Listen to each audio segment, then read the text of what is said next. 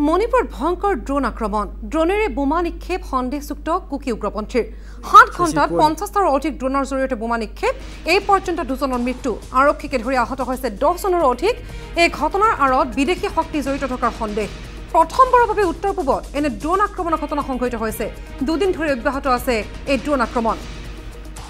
আমি পুনৰবাৰ জনাইছো মণিপুৰত ভয়ংকৰ ড্ৰোন আক্ৰমণ ড্ৰোনেৰে বোমা নিক্ষেপ কৰিছে সন্দেহযুক্ত কুকি উগ্ৰপন্থীয়ে 7 ঘণ্টাত 50টাৰো অধিক ড্ৰোনৰ জৰিয়তে বোমা নিক্ষেপ এই পৰ্যন্ত দুজনৰ মৃত্যু হৈছে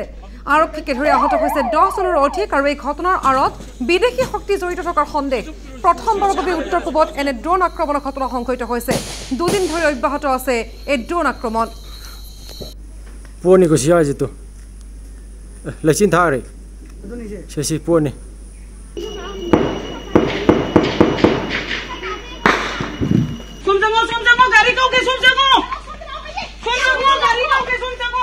Moi mi lei lem from the moi copy si. Moi mi yaw ni. Akhoi lei Siri hojikta bo drone pairaga thadar khiba mafam do.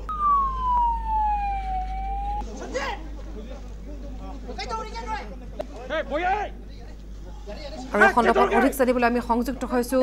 আমাৰ ফগডি চেনেল নৰ্থ ইষ্ট লাইভৰ সিনিয়ৰ ব্যুৰ চিফ অৰিন্দম আছে আমাৰ লগত ফোন লাইনত অৰিন্দম দাস পুনে পুনে আহিছো আপোনাৰ ওচৰত আৰু মণিপুৰত যি ঘটনা সংঘটিত হৈছে ড্ৰোনেৰে যি বোমা নিক্ষেপ কৰিছে এই খণ্ডপত আপোনাৰ পৰা অধিক জানিব বিচাৰিছো হেহতীয়া পৰিস্থিতি কেনেকুৱা হয় মঞ্জুশ্ৰী চাওক দৃঢ় যুদ্ধ সদৃশ পৰিৱেশ মণিপুৰত সৃষ্টি হৈছে যোৱা 24 ঘণ্টাত 60টাতকৈ অধিক ড্ৰোনেৰে বোম পেলোৱাৰ ঘটনা সন্মুখলৈ আহিছে আৰু যি ড্ৰোনেৰে বোম পেলাইছে তাত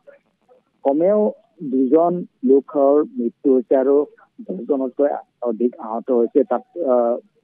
পুলিচ বিষয়া আছে আৰু চাওক এই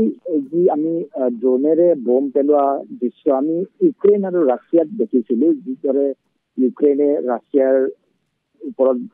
ড্ৰোনেৰে বোম পেলাইছিলে বা ৰাছিয়াই ইউক্ৰেইনৰ ওপৰত সেই সমান্তৰালভাৱে এতিয়া মণিপুৰত দেখা গৈছে হেনে পৰিৱেশ য'ত ড্ৰোন ব্যৱহাৰ কৰি এক যুদ্ধ সদৃশ পৰিৱেশৰ সৃষ্টি কৰা গৈছে কাৰণ ড্ৰোন চাওক চবৰে সহজে উপলব্ধ আৰু সেই ড্ৰোন ব্যৱহাৰ কৰিয়ে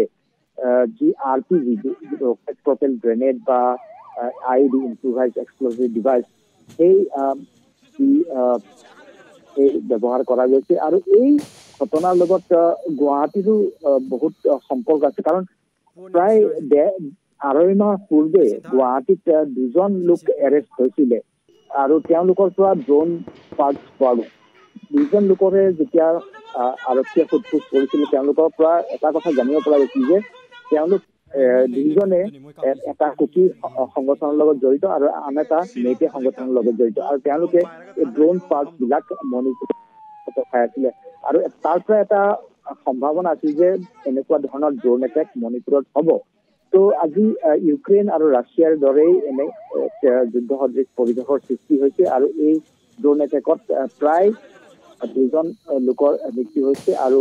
আন 10 গৰাকী আহত হৈছে য'ত পুলিচ কৰ্মীও আছে তো এই ধৰণৰ ঘটনাৰ পিছত পুনৰ এক অশান্তিকৰ পৰিৱেশৰ সৃষ্টি হৈছে মণিপুৰত আৰু মণিপুৰৰ মুখ্যমন্ত্ৰীয়ে এনবিৰেঞ্চিনে এটা সংবাদ মাধ্যমত কৈছিলে যে মণিপুৰত শান্তি উভতি আহি আছে আৰু প্ৰায় 6 মাহৰ ভিতৰতে চব শান্তিপূৰ্ণ পৰিৱেশৰ সৃষ্টি হ'ব সেই সময়তে এই ড্ৰোনৰ অতি গুৰুত্বপূৰ্ণ আৰু এই ঘটনাৰ পিছতে ৰাজকুমাৰ ইমো সিং যি মণিপুৰৰ মুখ্যমন্ত্ৰী এন বীৰেন সিং তেওঁৰ স্বামীল হয় তেওঁ কেন্দ্ৰীয় গৃহমন্ত্ৰীক লিখিছে তেওঁ নিজৰ জোঁৱায়েক কেন্দ্ৰীয় গৃহমন্ত্ৰীক লিখিছে যে এতিয়া যি কেন্দ্ৰীয় অৰ্ধসামৰিক বাহিনী আছে মণিপুৰ প্ৰায় 60,000তকৈ অধিক কেন্দ্ৰীয় সামৰিক বাহিনী আছে কিন্তু এই কেন্দ্ৰীয় সামৰিক বাহিনী যি আছে তেওঁলোকে এই যি মণিপুৰ হিংসাত্মক পৰিৱেশ সেইটো কণ্ট্ৰল কৰিব পৰা নাই সেইকাৰণে